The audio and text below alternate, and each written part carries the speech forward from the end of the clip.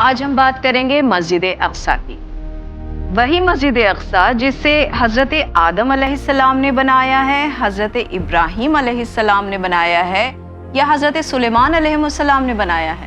وہ مسجد اقصی جو مسلمانوں کا قبلہ اول تھی، تو پھر قبلہ بدلا کیوں گیا؟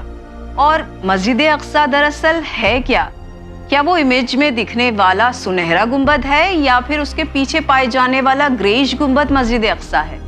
سوال تو یہ بھی اٹھتا ہے کہ آخر یہ مقدس جگہ کون سے مذہب کے لیے سب سے زیادہ مقدس ہے؟ مسلمانوں کے لیے، عیسائیوں کے لیے یا پھر جوئش حضرات کے لیے؟ یہ تنازع، یہ شک و شبہات آج اتنے بڑھ چکے ہیں اس مقدس مسجد کو لے کر کہ آج دنیا سوچنے لگی ہے کیا یہ وہ جگہ ہے جو کہ وجہ بن رہی ہے ورلڈ وار 3 کی۔ ناظرین السلام علیکم اور آپ تمام کا استقبال ہے پروگرام دی ہسٹری شو میں۔ میں شائستہ امتیاز حیدر اور ہم اپنے اس ٹاپک کو آج ان تمام معلومات کو 3 حصوں میں تقسیم کریں گے۔ پہلا حضرت آدم علیہ السلام سے لے کر حضرت محمد مصطفیٰ صلی اللہ علیہ وآلہ وسلم تک، دوسرا پیغمبر اکرم محمد صلی اللہ علیہ وآلہ وسلم سے سن 1917 تک، اور تیسرا سن 1917 سے آج کے دور حاضر تک۔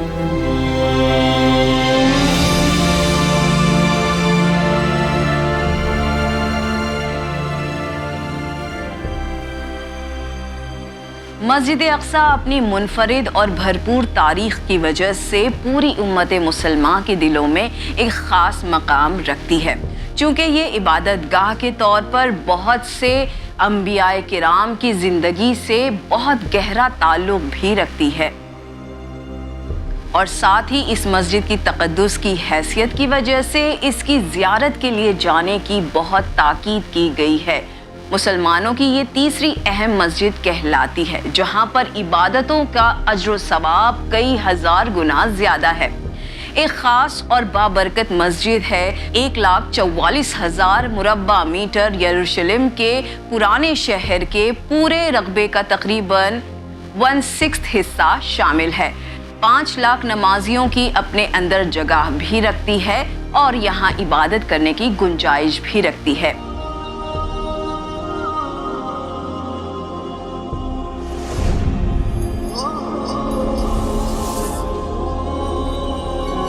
اب آئیے بڑھتے ہیں اس کی ہسٹری کی طرف۔ مسجد اقصی مسلمانوں کی قبلہ اول تھی اور یہ پیغمبر اکرم محمد مصطفیٰ صلی اللہ علیہ وآلہ وسلم کے لیے ایک اہم عبادت گاہ بھی مانی جاتی ہے۔ اس کی تعمیر مکہ مکرمہ مسجد الحرام کے 40 سال بعد کی تعمیر بتائی جاتی ہے۔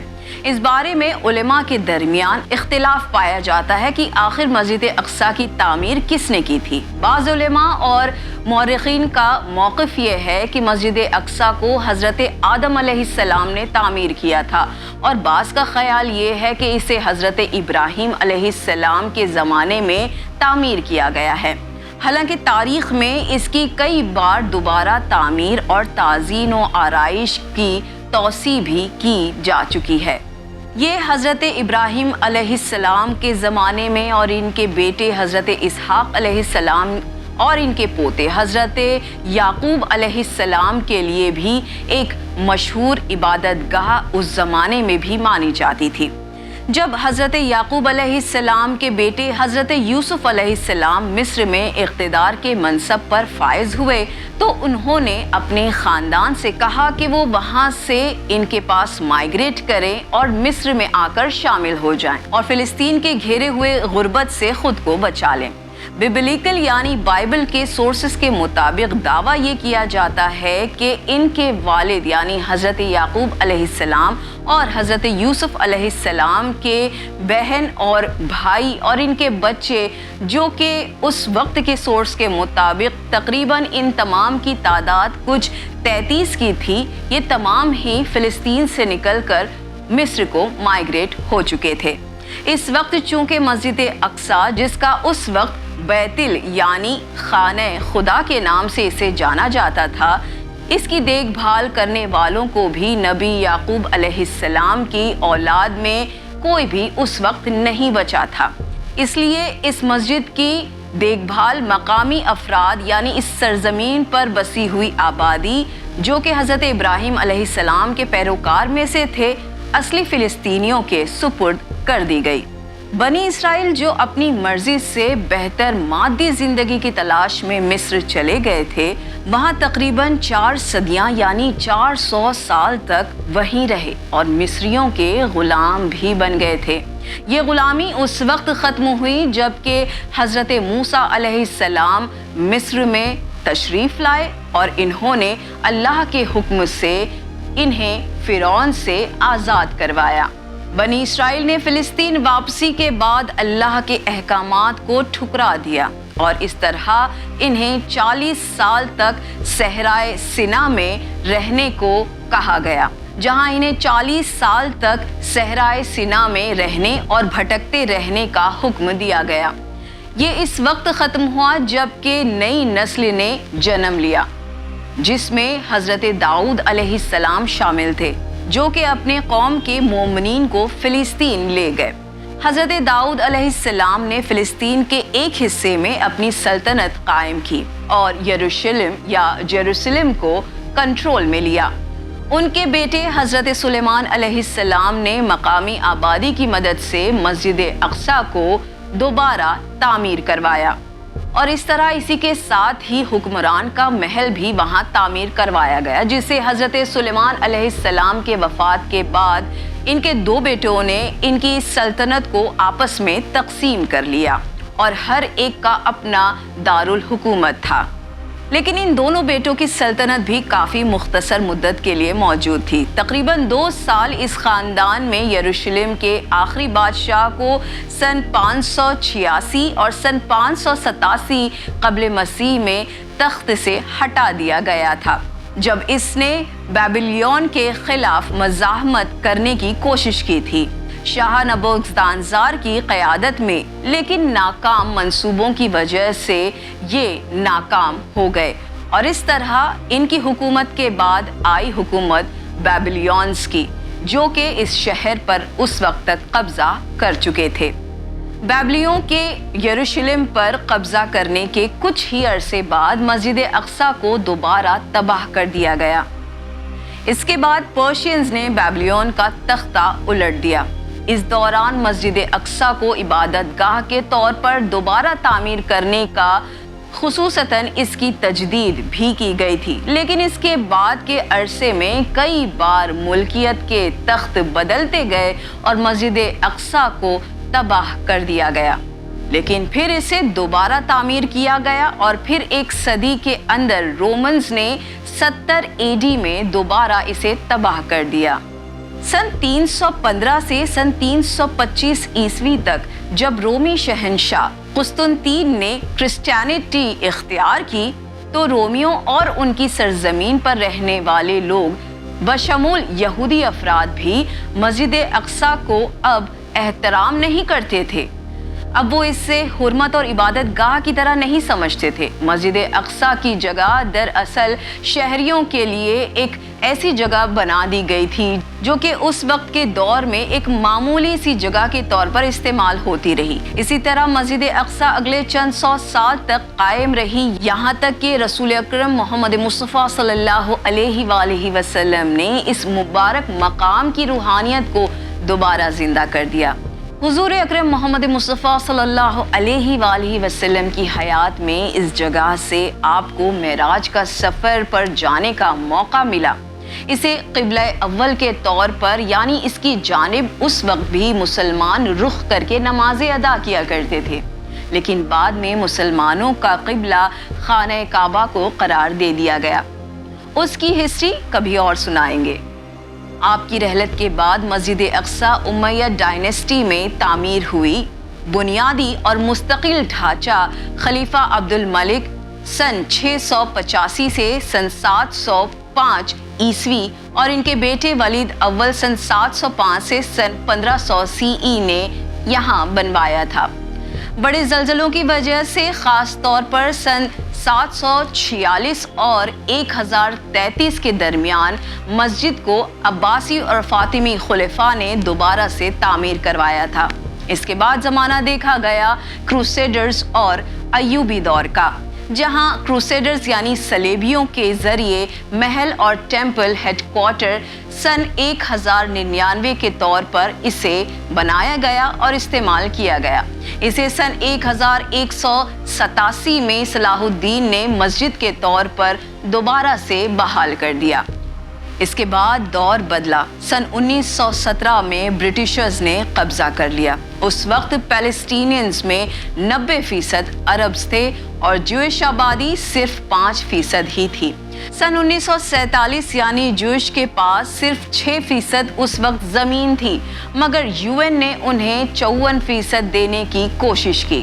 سن 1948 میں اسرائیل بنا دیا گیا اور 78% زمین پر قبضہ اسرائیل نے کر لیا۔ سن 1969 میں ایک ایکسٹریمسٹ نے US تاریخی ممبر کو آگ لگا دی اور صلاح الدین ایوبی نے جو تخت لگوایا تھا اس وقت 10,000 لکڑی کے ٹکڑوں سے بنا وہ ممبر جس میں ایک بھی کیل نہیں بتائی جاتی ہے، وہ اس حملے میں جل کر راکھ ہو گیا۔ تو آئیے اب بات کریں مسجد اقصیٰ کو لے کر لوگوں میں پائے جانے والے ایک اور عام کنفیوژن اور متھ کی جانب۔ مسجد اقصیٰ دراصل گریش مسجد ہے۔ کچھ کہتے ہیں نہیں مسجد اقصیٰ تو سنہرا گنبد ہے۔ مسجد اقصیٰ کو لے کر سب سے بڑی غلط فہمی اکثر لوگ اس کی امیج کو دیکھ کر کرنے لگتے ہیں۔ کوئی اس کے سنہرے گنبد کو اصلی مسجد اقصیٰ کہتا ہے تو کوئی کہتا ہے کہ گریش کلر کی جو ٹومب ہے، جو گنبد ہے، وہی مسجد اقصیٰ ہے۔ دراصل سنہرا گنبد جو کہ گولڈن ڈوم دکھتا ہے، یاد رہے وہ ڈوم آف دی راک کہلاتا ہے اور گریش مسجد القبلی کہلاتا ہے، لیکن یہ دونوں اور پورا 35 ایکڑ کا احاطہ یعنی کمپاؤنڈ ہی دراصل مسجد اقصیٰ کہلاتا ہے۔ یعنی جب آپ اس کمپاؤنڈ میں داخل ہوتے ہیں تو وہ پورا احاطہ ہی مسجد اقصیٰ ہے۔ تنازع نمبر 3، مسجد اقصیٰ مسلمانوں کی ہے یا عیسائیوں کی ہے یا پھر جوئش افراد کی ہے؟ دراصل ان تینوں ابراہیمی مذاہب کے ماننے والوں میں ٹالرنس اور بھائی چارہ اگر بڑھ جائے تو اسے تینوں مذاہب کا سنگم بھی کہا جا سکتا ہے۔ ان تینوں مذاہب کو جوڑنے والا مرکز بھی اسے تسلیم کیا جا سکتا ہے۔ اسلام میں یہ مسلمانوں کا قبلہ اول تھا، لہٰذا یہاں سے نبی اکرم محمد مصطفیٰ صلی اللہ علیہ وآلہ وسلم کا سفر معراج شروع ہوا تھا۔ اس تاریخ کے لحاظ سے اسے بیت المقدس مانا جاتا ہے۔ جوڈازم میں یہودی اسے ہر بیت کہتے ہیں۔ ان کا ماننا ہے کہ ان کا فرسٹ اور سیکنڈ ٹیمپل حضرت سلیمان علیہ السلام کے دور سے اسی جگہ موجود تھا۔ ان کی ویلنگ وال اسی کمپاؤنڈ میں سے کوئی ایک دیوار ہے، جبکہ کرسچنز کے لیے اس شہر اور مقام سے حضرت عیسیٰ علیہ السلام کی یادیں جڑی ہوئی ہیں، جو اسے عیسائیت کے لیے بھی انتہائی مقدس بناتی ہے۔ لیکن افسوس، اس کے باوجود بھی مسجد آج بھی ایک تنازع کا مرکز بن گئی ہے، جسے انگلش میں سٹیٹس کو کہا جاتا ہے۔ اور یہ سٹیٹس کو یا پھر کہیں روز کے جھگڑے آخر ہوتے کیوں ہیں؟ اس کے پیچھے کی اگر تاریخ کو کھنگالیں گے تو آپ کو پتہ چلے گا سن 1967 یعنی 1967 کے بعد جارڈن اور اسرائیل کے درمیان ایک معاہدہ ہوا تھا۔